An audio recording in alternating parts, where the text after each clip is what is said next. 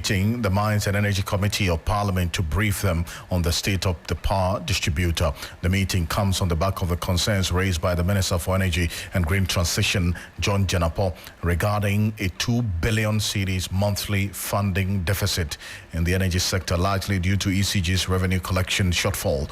George Quening has been following this particular meeting and the engagement right now. Is joining me on the telephone. George, can you hear me? I can hear you, Alfred, loud and clear. Great. I know you've been sitting through this meeting. Tell us what's been happening there so far. So, Alfred, thanks for having me. And the almighty ECG is actually meeting the committee, and this actually has been a workshop that has spanned 3 days. Tomorrow is the last day. And for most media houses that are here today, ECG's presence today is what really is the crux of the whole workshop. And the management of the company is led by the acting MD, who is in the person of Engineer Kwame Pekmena, and he has admitted a lot of shortfalls. The fact is, it's their duty to ensure they give a reliable supply. Some of these challenges are beyond them. Some, of course, are internal inefficiencies that they are working on, but some are also ones that are beyond them. But they've also advised customers to pay their bills on time, and those theft cases, power theft and all that, should be stopped. And so if you want consistency and power supply, we should be able to, on our part as customers, we should be able to adhere to some of these to ensure that everything is on point. And so he's actually craving our indulgence as customers. They cannot work in isolation to give uninterrupted power supply. If we work with them, we would achieve the ultimate goal of having uninterrupted power supply. Alfred. I see. Let's hear from the energy minister, who's been talking about this as well, and really what the concerns has been over the period. It's quite concerning, to say the least, hearing exactly how much would have to pay in terms of the shortfall by end of year, 30 billion. Cities, all things being equal, and the fact that we understand as well that the independent power producers are owed some 1.7 billion, and then 400 million for car power ship. And so if we don't pay that funds before 18th May, some point of 50 megawatts of power that is sent to the national grid will be cut. Let's hear the minister talk about this. Government spent over 24 billion cedis in energy sector, either you call it subsidies, under recoveries, or shortfalls. This year, it is estimated at over 30 billion in terms of the shortfall. Yesterday, we had a session with the finance minister, and a lot of the people here were there. We require about $1.1 billion to procure liquid fuels alone. Unfortunately, and the PRC is here, the liquid fuel is not part of the tariff structure. And so you will be buying close to $15 billion of liquid fuel, and that has to be paid by the central government because it's not part of the tariff structure. As if that is not enough, what you call the reserve margin, which is a necessity, because you just don't bring plants to meet exactly what you consume. What if one plant goes off for maintenance or any situation? That is not also part of the tariff structure. More importantly, the tariff itself, ECG is unable to collect all the monies. And so you're having a deficit of about 2 billion cedis every month when it comes to ECG's collections.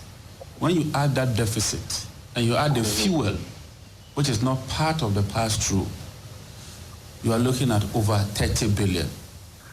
Car Power has just sent us a letter that by 18th, they will shut down the plant because we owe them more than $400 million. IPPs alone, we owe them $1.7 billion. And so it's serious. That's serious. I mean, in the words of the energy minister there. And George, has this meeting ended as yet? No, so like you already mentioned, it's actually a gloomy picture that the sector minister, painted. That was yesterday during the opening of the workshop. And like I already mentioned, the workshop is spanning 3 days, and the ECG is currently meeting the committee. But tomorrow, the committee is also expecting to meet Imani Africa, who of course are going to give some sort of policy alternatives when it comes to the privatization of ECG. The minister has mentioned that the privatization of ECG is not going to solve the entire problem of the power dispute about these. It will take us to the next level. So clearly, tomorrow will be one big day where Imani will also bring some of these perspectives to bear, Alfred. Appreciate you for this. And George, thank you so much. And we'll keep an eye on how things play out here on Hot Edition on 3FM 92.7. We're also on Kesmi 107.1 in Tamale and beyond. We're live on W 93.5 in Wa and beyond. On this same matter, Dr. Tia Champon has been sharing his thoughts with me on what the issues are and the way forward really should be, especially because of the concerns that you had the Energy Minister, John Janampo, raise. Keep the lights on and monies that were owed across the entire value chain in excess of $2 billion USD. Similarly, in 2024, there were reports, some of them captured in news articles and both print and online media, of the likes of Car Powership and others threatening to shut down their power plants because they are owed money. So what I'm trying to basically say, these are legacy debt issues that have persisted in the sector. And every now and then the companies come up and ask for payment to be made. Part of that is settled, and then things go quiet for a while and then it kind of resurfaces again. But fundamentally, the issue has to do with what is happening downstream with ECG not being able to collect all of the monies from the power that it buys, and the need to actually restructure or reform its operations. If that is not done, these problems would persist. And talk about restructuring of ECG's operations. The minister ended what I just played with that thinking that's going on now. They're mulling the idea of a private sector participation as a way of addressing this. He's been in power for 4 months, just a little beyond 4 months. Could anything have been done about this particular situation that we're faced with now? No, the things that need to be done are systemic, they are structural. Both the minister, anybody working in the sector knows that, you're not going to be able to fix the things in the energy sector overnight. Fundamentally, it rests on how we go about with the whole ECG private sector participation or privatization, exercise to be able to improve its collections. I cannot for the life of me, understand why you buy something for 1 cedi and you're able to only collect 60 pesos worth back. That clearly is the problem, and that is something that has to be fixed. There are other issues related to how the tariffs, are set. And that one, as part of the IMF program that we're under, a number of reform initiatives are being done through that. But I do recall very well sitting during the National Economic Dialogue. I sat on the subcommittee that looked at the energy and looked at the cocoa sectors. And these issues clearly was known amongst many of the participants within the room, and certainly has been for several years now. In fact, you can go all the way back to 2012, 2013, when the World Bank issued a famous report on the country's energy sector. You can come to 2019 when we did the energy sector recovery plan and we put in the catch waterfall mechanism. But the monies were actually not fully paid into the CWM. And now we're actually implementing a version 2 of that same, ESRP with a similar set of issues. So what I'm basically trying to say is that the problems are deeply structural and they cannot be solved, overnight.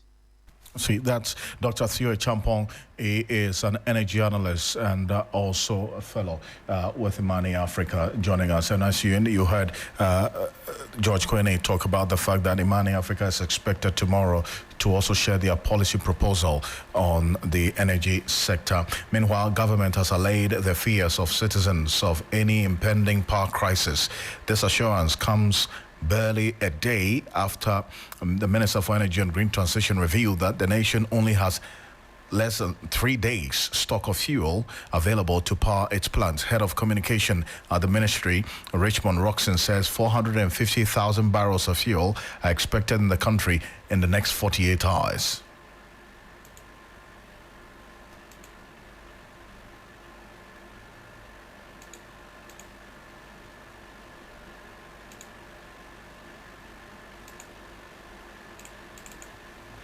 We'll bring you that shortly here on Hot Edition on 3FM 92.7, also on Kesme 107.1 in Tamale and beyond. This is Richmond Roxon speaking earlier. The update now is that we had made provision for an import. We're expecting it between today and tomorrow. We're expecting 450,000 barrels of light crude oil. And with that, definitely any or the people's fears that we're going to sleep in darkness definitely will be averted. So that is the update for that. On the financing side, that's the bigger picture. There's no dedicated funding for fuels. Ordinarily, when you're selling a product, what should have happened is that once ECG procures electricity and sells, you should be able to at least get full cost recovery. That is not what we are experiencing. So consistently, the government of Ghana has to take steps to find money, wherever it will find money, to ensure that these fuels are procured. These are structural issues that the Ministries of Finance, the Energy Ministry has put before Cabinet to ensure that we take a second look at the tariff structure to ensure that these challenges do not continue. The sector is saddled with so much debt, and if steps are not taken for reforms, what will happen is that if we are not careful at a point, the sector may collapse, and that is what the ministry is committed to doing. Cabinet has approved that certain institutions described as critical or strategic institutions will not be on prepayment. They will be on post-payment. These 5 will be Interior, Defense, Office of the President, Health and Education. And even with that, it's not blanket. It's not that any institution found under that or any person under that who lives in a government bungalow is not going to pay electricity. No. Once we see an improvement in collection, we'll see the ripple effects in the sector. Because you can't have a shortfall of 2 billion every month. It doesn't work anywhere. There's no way it will work. If you have a 2 billion difference, averagely you're looking at 24 billion a year. If you add incidental costs, you're looking at about 30 billion. No business in the world can be sustainable through this. And that is why all these structural reforms are being dealt with, including a review of the tariffs by Cabinet. That's Richmond Roxon. He speaks for the Energy Ministry of the Public Utilities Workers Union, POO. Deputy General Secretary is joining us right now. Mr. Jame, good evening. Thank you for joining us. Good evening. Now, hearing that because of the shortfalls in collection by ECG, government would have to make up the loss of some 2 billion cedis every month. And they're projecting by end of year, some 30 billion cedis will have to be made available to make up for the shortfall of ECG. In the midst of all of these challenges that the sector, the power sector, is faced with. I mean, for POO, how does all of this strike you? Well, so my warm greetings to your listeners again. And please, I'm the General Secretary of POO, not the DC. Thank you. All right. So, yes, energy sector debt is something that is trending always now and then. And it's actually worrying. But there are other issues that we have raised with the Ministerial Committee and for that matter government. I highlighting certain things that need to be done to resolve the issue, the energy sector debt. So for the mere fact that this debt is lingering does not warrant necessarily bringing the private sector at the retail end of the operation. Because the position prepared by POO to government specify a whole lot of issues that government need to do from the off-take point out from the IPP side through the operations up to the retail end. And we are saying that when those things are done and dealt with, the problems will be seen to be solved. I am glad to hear yesterday from the Honorable Minister that going forward, the state agencies should be made to pay their bills. Hitherto, there was what we call a clearinghouse, where the indebtedness of various entities are sent for settlement, which is no longer so. So that one also increases the receivables. That it does not bring so much revenue into the system. So it's a whole thing that we all have to look at. So we are all very worried about the debt, and the solutions have been outlined to government, the best way to handle it. And that we think that having presented to government, they should still look at it and let's solve it. And does not necessarily need a private sector. Government will so much power that he can just use. You see, by word of mouth, action is taken. Yesterday, the minister just directed that all government agencies should pay. Hey, it is done. So also other directives, other issues that we have applied to government for attention, they should take their time and look at it for solution. You don't need to bring a private sector to come and do that. You have appointed a managing director who is showing the way. You have recently, I learned yesterday or so, the board was inaugurated. So the board, together with the managing director, should be able to see to the direction of ECG sustainability of it, so that we don't go to any external pressure in handing down the state institution like ECG for operation at the retail end. But beyond the suspicion of external pressure and so on, but for you, Paul, as well, I mean, how are you going to work to, as it were, achieve this same objective that you expect government to also lead in, for instance, addressing the challenges in the sector? You also have a role to play, is it not? So what are you going to do? To be very frank, after appointment of the new managing director, he has actually signed performance agreement with all the district managers, giving them targets of which, when they achieve, there will be reward and sanctions. So from the managing director to the district, those directives have been given. And it's something that the union, for that matter, the workers are actually educating our members to sit up and let us see to the adherence to those directives. Because they are not illegal rules, they are rules that are legitimate, and then going by rate, it will be done. So it's not left that management and government itself to also reciprocate by procuring adequate meters, and let us configure all the unintelligent meters into the system. Because we have meters that are under shape, the self-evaluation project meters, that did not necessarily pass through the system of ECG. And those people are also consuming power. So steps should be taken to incorporate them into the system of ECG, so that it can be read and the revenue will be collected. This is what I'm saying. In addition to that, now state institutions are also supposed to pay their bills. So once those things are coming, you see things will fall in its own place. So now at the top level, they should also tackle the issue of the pricing and looking at its competitiveness, indexing into Ghana cities, and also certain clauses that used to be there. They should quickly review them, so that we are buying power. You are buying power 100 megawatts, and you use, let's say, 70 megawatts. When you buy 1,000 megawatts and use 700 megawatts, you should be able to pay for the 700 megawatts. You don't pay the 1,000 megawatts. These are some of the things that we are saying. Either too, there's a clause that is called take or pay. Once they produce the power, they give it the power, we are obliged to pay. Those conditions should be changed and make the pricing also competitive, and reindex the pricing into cities, so that everything will be falling in place. So you see the reason why we are also skeptical about the pricing. When you overprice a commodity, which over time you yourself you see that you are not achieving the needed result, and you think that the retail end is the only problem. Why should we also continue to highlight certain deficiencies that they should look at? Then it becomes a source of worry.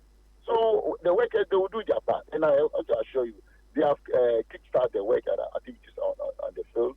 And once the government also do, or the management also do their part at top level, which will be done. We are also glad to hear that the government is resolved to remove the interference of politicians from the league, where procurement and other things are influenced by politicians. Once they do that, please, those things will fall in